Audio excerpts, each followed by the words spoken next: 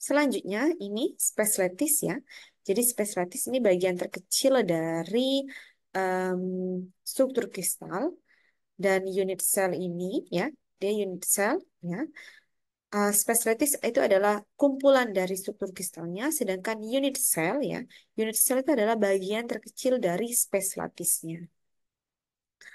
Kemudian di sini, setiap titik di dalam lattice dapat dianggap menjadi titik pusat sumbu kristalografi. Jadi ya, setiap titiknya di sini ya dapat dianggap atau dapat diasumsikan sebagai titik pusat sumbu kristalografi.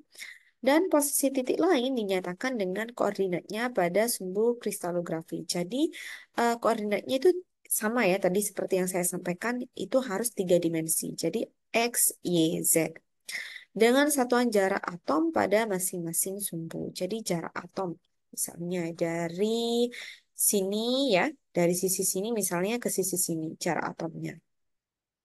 Kemudian, nah, bidang kristalografi. Jadi di bidang kristalografi sendiri di sini ya adalah bidang ya, bidang yang dibuat dalam suatu kristal dan dinyatakan dengan indeks Miller atau HKL ya. Jadi indeks Miller itu menunjukkan bidang kristalografi ya. Dan indeks Miller dicari dengan cara misalnya di sini menentukan koordinat titik potong bidang tersebut ya. Misalnya sumbunya kalau di 3 dimensi ya, X, Y, Z, di X-nya itu 2, kemudian di Y-nya 3, Z-nya 1. Ini contoh aja. Kemudian langkah selanjutnya adalah cari kebalikan dari masing-masing titik sumbunya. Jadi di sini ada setengah, sepertiga, dan 1/1. Jadi dibuat pecahan ya. Di di mana nggak titik potongnya ini menjadi penyebut. Nah, penyebut di sini. Kemudian sederhanakan perbandingan ketiga bilangan tersebut. Ya, jadi yang bisa dia dikalikan ya, atau ya dikalikan 6 ya. Jadi kalau dikalikan 6 di sini ya, uh, satunya di sini adalah 6 dibagi 2 menjadi 3. 6 dibagi 3 menjadi 2. Kemudian di sini kali 6 berarti 6/6. Berarti 6 ya. Kemudian di sini indeks 6/6 ya, 1 ya maksudnya tadi ya. Jadi di sini dia merupakan apa disederhanakan ya. Seperti itu. Kemudian di sini, jadi di sini bukan 6/6 ya maksudnya 6/1. Jadinya 6. Kemudian di sini ada indeks Miller bidang tersebut ya. Jadi tadi ya menunjukkan bidang kristalografinya dia menjadi 3, 2, dan 6. Jadi bukan 2, 3, dan 1. 2, 3, 1 ini adalah titik potongnya. Nah ini ya kalau digambarkan. Jadi ini adalah bidang kristalografinya. Nah, kristal sendiri dia dibedakan menjadi eh, beberapa jenis ya tadi. Ada yang FCC, BCC, eh, hexagonal close-pack, dan lain sebagainya. Dan di sini kristal dibedakan dari sistem kristalnya dan parameter parameter kristalnya. Jadi setiap logam di sini ya, setiap logam biasanya membeku atau dia solid ya, mengalami pendinginan ya dengan membentuk kristal tertentu. Jadi kristal di sini dapat digunakan untuk mengidentifikasi logamnya itu dia mempunyai sifat seperti apa atau sifat mekaniknya ya lebih spesifiknya. Sifat mekaniknya itu seperti apa karena struktur kristalnya itu berbeda. Kemudian di sini unsur atau logam yang dapat dijumpai dalam bentuk kristal lebih dari satu itu disebut sebagai polimorfi. Dan sifat polimorfi ini ada yang irreversible. Irreversible berarti dia tidak bisa kembali ke bentuk semula ya karena tadi ya proses pendinginan ya biasanya membeku pendinginan menjadi solid dan ada yang reversible. Jadi reversible di sini dia bisa kembali ke bentuk semula. Jadi disebut sebagai alotrofi. Selanjutnya, saya akan membahas mengenai diameter atom. Jadi, di diameter atom sendiri, di sini jarak antara dua inti atom terdekat, ya, jarak antara dua inti atom. Jadi, inti atom tadi adalah proton dan neutron pada keadaan kesetimbangannya. Jadi, keadaan kesetimbangannya di sini di mana dia dihitung menjadi 2 kali Ra. Ra di sini adalah jari-jari atom. Nah, Volume atom ya dalam tiap unit sel. Jadi tadi ada struktur kristal di mana struktur kristal tadi terdiri dari uh, space lattice ya, dan bagian terkecil dari space lattice sendiri tadi disebut sebagai unit sel. Jadi volume atom dalam tiap unit sel tadi bagian terkecil dari struktur kristalnya dari space lattice-nya dihitung dengan formula ini N kali 4 per 3 pi R eh, pangkat 3. Jadi N-nya di sini menunjukkan jumlah atom dalam unit sel. Dalam kubusnya misalnya tadi, kalau bentuknya kubus. Kemudian volume unit sel di sini menunjukkan volume satuan dari sistem kristalnya. Jadi kenapa satuan? Karena unit sel. Jadi bagian terkecil dari struktur kristal atau sistem kristal. Kemudian di sini ada term packing factor, yaitu perbandingan volume atom. Ya, jadi volume atom tadi dengan formula ini dalam unit sel dengan volume unit sel. Jadi volume unit sel berarti menunjukkan volume unit sel keseluruhan.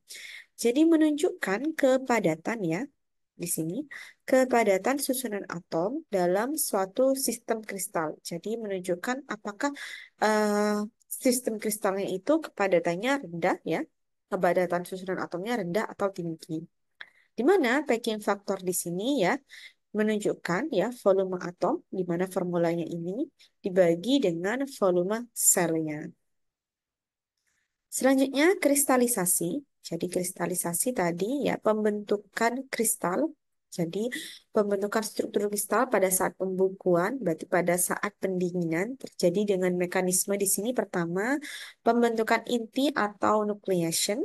Dan di sini mulai membentuk kristal dengan ukuran sangat kecil, berarti tadi membentuk susunan atom yang teratur dan berulang ya untuk struktur kristal.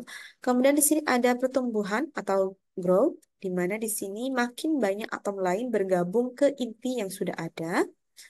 Dan di sini nucleation sendiri dimulai dari tempat yang paling dingin, kemudian tumbuh ke arah yang lebih panas. Kenapa? Karena intinya ya, untuk kristalisasi di sini dia terjadi pada saat pendinginan, pembekuan, berubah menjadi solid, menjadi padatan fasenya. Jadi dimulai dari yang paling dingin, kemudian berlanjut ke yang lebih panas, di mana tadi dia yang lebih panas akan menjadi lebih dingin, mengikuti ya di pertumbuhan growth-nya. Jadi nucleation sendiri biasanya terjadi di banyak tempat sehingga juga terbentuk banyak butiran kristal ya atau ya nantinya dia akan menjadi polikristalin. Jadi butiran kristal, banyak kristalnya. Jadi dalam liquid ada kemungkinan bahwa sejumlah atomnya tersusun seperti kristal ya atau teratur. Tetapi kenapa di sini? Karena tadi fokusnya kristalisasi dia pada proses pendinginan, pembekuan. Jadi karena dia fasenya masih liquid ya, maka dia tidak dapat bertahan lama struktur kristalnya. Ya, bisa terjadi ya, sejumlah atomnya dia membentuk kristal, tapi dia tidak dapat bertahan lama. Dengan turunnya temperatur, ya, dengan adanya pendinginan tadi ya, pembekuan, memungkinkan terbentuk dan bertahannya kristal dan sehingga dia makin besar dan membentuk inti kristal. Jadi untuk mulai terjadinya pengintian diperlukan undercooling ya, atau proses pendinginan. Jadi di sini temperatur terhadap waktu. Jadi seiring berjalannya waktu ya, di mana di sumbu X di sini dia menunjukkan waktu, kemudian di sumbu Y dia menunjukkan temperatur. Jadi seiring berjalannya waktu ya, semakin lama waktu pendinginan, di sini menunjukkan bahwa temperaturnya dia semakin turun ya, semakin turun dan menunjukkan bahwa proses atau kristalisasi ya, proses pembentukan kristal di sini semakin bertumbuh semakin banyak akhirnya. Jadi tadi membentuk polikristalin ya, butir-butir kristal. Ya, ini yang disebut dengan undercooling ya. Jadi dia ada penurunan temperatur.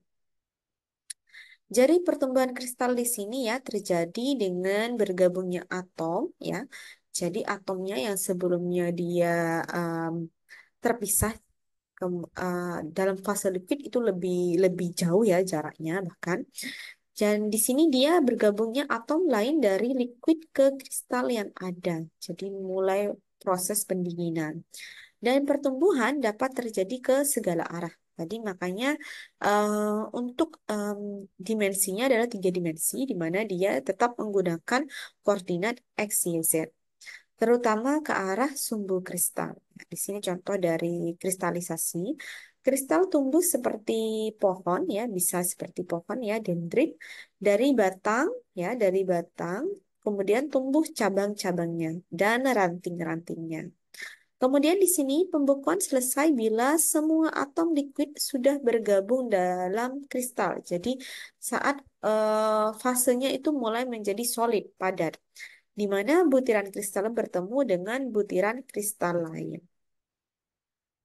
Selanjutnya, dalam proses kristalisasi, tentu saja karena tadi menunjukkan proses pendinginan ya, proses penurunan temperatur seiring berjalannya waktu. Jadi di sini ada beberapa imperfection atau ketidaksempurnaan dari hasil kristalisasi, di mana di sini ada point defect yang terdiri dari vakansi, ya, ada kekosongan atom atau struktur kristalnya teratur, tapi ada atom yang tidak di tempatnya, misalnya seperti itu. Kemudian ada interstisial substitusional, ada atom yang menyisip di struktur kristal yang seharusnya dia tidak menyisip di situ, yang seharusnya dia tidak tempatnya di situ, seperti itu. Kemudian di sini ada line defect atau dislocation. Kemudian ada dislocation ya. Jadi di sini ada perbedaan ya, perbedaan eh, apa dari struktur kristalnya atau line-nya ya. Kemudian di sini ada interfacial defect, jadi ada grain boundary atau menunjukkan batas butirnya, batas butirnya dia tidak beraturan misalnya. Kemudian di sini ada bulk defect ya. Kemudian di sini ada shrink yang dimana jenis dari bulk defect sendiri ada shrinkage cavity. Jadi shrinkage ini adalah penyusutan ya. Cavity itu adalah rongga ya. Dimana rongganya itu ada menyusut. Kemudian di sini ada porosity ya, ya lubang-lubang. Kemudian di sini blowholes dan cracks ya. Cracks di sini adalah retak. Seperti itu. Oke, itu saja yang dapat saya sampaikan pada materi struktur kristal pada kesempatan kali ini. Terima kasih semua atas perhatiannya. Untuk pertanyaan nanti bisa disampaikan. Saya tutup untuk pertemuan pada kesempatan kali ini. Assalamualaikum warahmatullahi wabarakatuh.